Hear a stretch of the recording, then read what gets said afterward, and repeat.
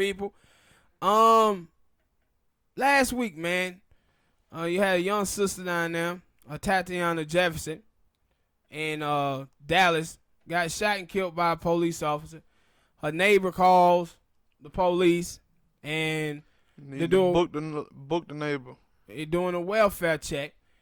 Officer comes up and goes through the window, flashing his light through the window, and now the reports come out that she was in there with a 8-year-old nephew, and the nephew said she pointed her gun to the window, and the officer shot. But they still going through with murder charges. Now, this is something that with this case was crazy to me, and it was the same thing with the Amber Geiger case.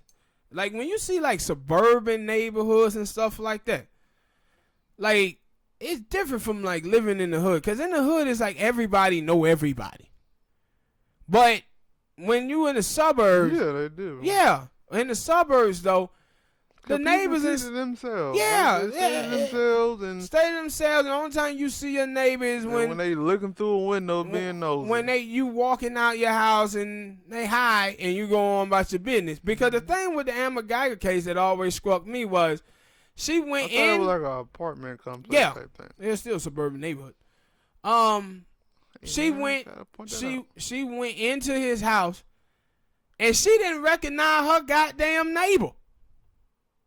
Like, really? This person live in your apartment complex and you don't recognize it. And this is because these folk don't be conversating with each other. But in the hood, everybody know everybody. Like if you somebody driving through the street, somebody gonna be, what's up, homie? You like, yeah, what's up? And so in this case, when the neighbor is like, hey, her door was open. It was a door that neighbor. Yeah, it was a door was open, and I was concerned about my neighbor. I'm like, dude, why you just didn't go over there? Yeah. Right? Mind your own goddamn business. But you see, if like in the hood, everybody know everybody. So if you saw something that looked suspicious, you go over there like, yo, let me go see what's going on. Or at least wait. Like if he thought something suspicious, he said he ain't hear no noise or anything. Like you sit there and you wait. You don't goddamn call the police. Or like you said, you go over there, or you mind your own business. But see, that was my thing. Like in the hood, is like in the hood we didn't call the police. We used to try to stay away from calling the goddamn police because we know police fuck us up. They shoot us. So it was like if there had to be some real bad shit happening in the hood for us to call the goddamn police. We just wasn't calling the police like for some simple shit. Bleeding. Yeah, because you had things in the hood that the black men in the neighborhood took care of. Like if it was some domestic violence dispute or any stuff like that, it was on the males in the community to take care of that. We just didn't call the police for anything. This dude was like, nah, I called the police for a welfare check. And I'm thinking, dude, black people calling the police now for simple stuff? No, dude, we changing. No. We changing.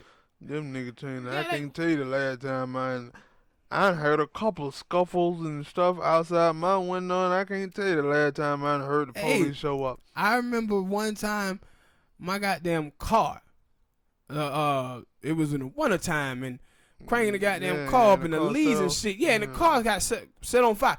Nigga, it was like, I'm not calling the police. We was out there trying to put we was trying to put it out.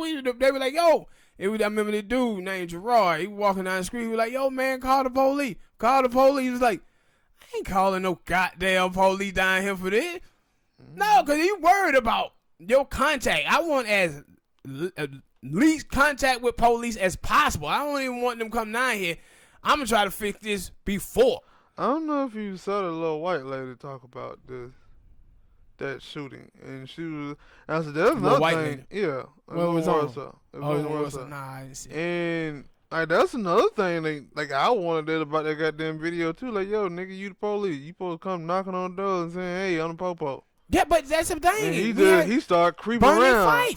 Bernie Fife. The white lady, she was like, yo, she had a similar thing happened to her where somebody called the police for a barking dog, and then she sees like flashing lights outside her house.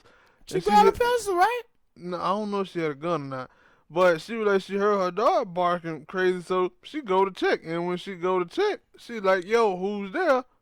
And they say, oh, it's the police. Yeah. And she was like, yo, my word fell was these police are going to shoot my dog. Damn right. But if I was a black woman, and you my word fell, yeah, that's what yeah. said. My word fell would have been, oh, these police finna shoot me. And that would happen. And she was like, yo, that's the white privilege that I have. And I was like, yeah, and it was funny because while she's sitting there, there's a policeman sitting right there looking at her. And I'm like, it's the same thing with with Amber Geiger. You like, yo, if she walked in there and if it was a white man, would she have shot? No, she shot, and you heard from the racist stuff that she was racist. But she shot because he was black. And see, my thing is also with the case is that, man, with black people, we got to start talking about the fact, like, yo, man, most of the contacts that you done had with police, you didn't come away from that contact saying, yo, man, these police dumb as hell. Like, most contact I done had with police officers I come with was, yo, these dudes dumb as hell. And you had to think about these police officers never, ever putting themselves in that sister position. Say, hey, we coming at her house late at night, walking around to her window, flashing the light. What you think that sister was gonna do? I also came to the conclusion a long time ago, like, I ain't had too many just run-ins with police, but the times that I have, it was like, why y'all always assuming shit? Yes. Because I remember when I was in high school and like some police and the sheriff came in looking for another kid. And they were like, hey, it was me, a bunch of my other friends, we after football practice, and they were looking for this dude who played football with us. And they were like, yo, y'all know what such and such is? And we were like, no, not really. We don't know what the hell it is. And they were like, y'all trying to, keep up, stick up for him or something, I was like, no, motherfucker, we just don't know where he at. And we knew where he was. We don't know why y'all looking for him. Y'all might be trying to tell him something happened to his goddamn family. We don't know where he at. He's somewhere over there. Go look, nigga. And see, just like I talked about with the black feminists, right? You see the same thing here with this case too. One is where the NRA at? Ain't this the type of thing the NRA talking about? Because down there in Texas, everybody say, oh, man, she had a gun. Hey, down there in Texas, she allowed to have a gun in her home. And she able to protect her home. If she would have shot that police officer, she had every right in the state of Texas to shoot that police officer. And let's not forget, if he would have just came, if he knew the door was wide open, the only thing he had to do was come knock on the goddamn door and say the police is here. How come in the horror movies this is what police do? Yeah, but not only that, what if he was just running up with that Martin Lawrence from Bad Boy? We Negroes don't shoot. Did we borrow some brown sugar? Something, right? But no, he goes to pointing the damn light in the window. Yeah, you don't go looking around trying to sneak it like Bernie Fife. Like, what are you doing? Like, you didn't get called over there because you heard because the neighbor heard shots or screaming. He called over there because the door was open. Yeah. There could have been a lady in there, passed out and had a heart attack or something. The only thing you had to go in there and do was come knock on the goddamn door. And not only that, it could have been anything, but it just lets you know, man, that a lot of these police officers don't put themselves in the other person's shoes.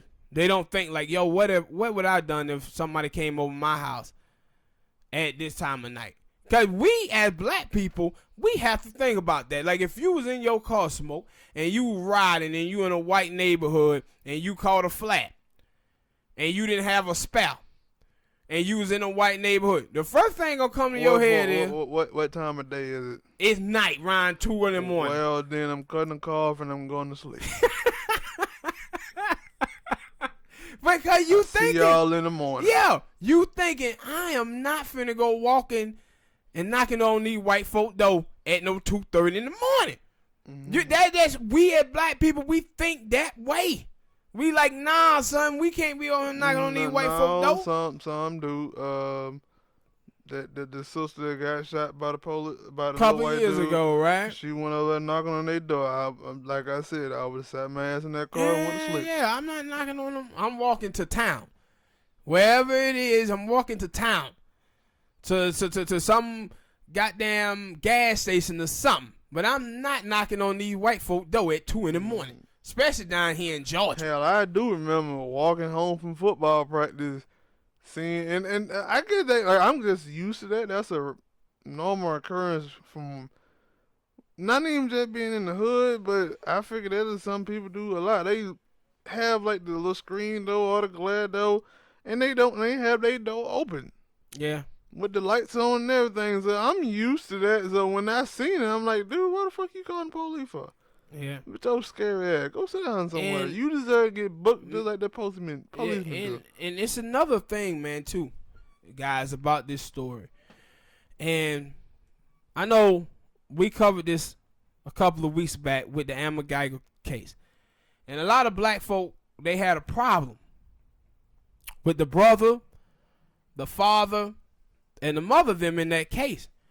But let me tell you guys why we saw that and why those people were doing this.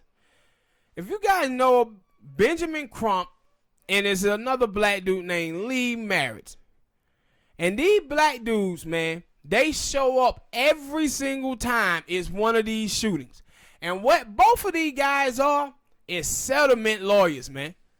They are the ones who are telling these black people to go up in there buck dancing, bruh, to get that settlement check. They striking these deals. These people are have these black families out here choosing money over justice. And just looking at Lee Merritt, what they do is they try to, Benjamin Crump and Lee Merritt try to rile us up as black people on these stories. So it get a lot of media attention. And then once we get riled up, we in there looking for justice. We want to see these people go to jail. And that's why in the Amber Geiger case, you saw the people out there on the outside. They was out there screaming, no justice, no peace. While the family was in there hugging her. Talking about they didn't want her to go to jail. They was out there for that bag, man. Just like the dude out there with Stephen Clark in Sacramento. The little brother out there was wilding out at first. But then when he got that bag, them lawyers went out there telling them this how you get that bag. Now they was out there buck dancing. And this is Benjamin Crump and Lee Merritt them doing, man. These settlement lawyers. That's what they out there telling these people to say. Because we had him when people were going in on it. He was out there talking about, well, my job is to try to do what's best for the family and get this and get that. And they were like, hold on. So you telling them to say this stuff? Yeah. To get a bag. I said, this is crazy, man. That's what they focusing on, getting the bag. Well, all right, people, man. Tell us what y'all think about this story, man, about the young sister getting shot. Y'all think they going to try to pull some fast stuff because now they got the little boy saying that she pointed a gun. But my thing is, where the NRA at in the state of Texas? That young lady did nothing wrong whatsoever. She was in her home. She had the right to have a gun and shouldn't have been shot. And who gives down with that little boy talking about? How old he was? 8. And that's why I said the little boy, he told the truth, but what he said was she was in the right to do that. All right, hit that like button, subscribe.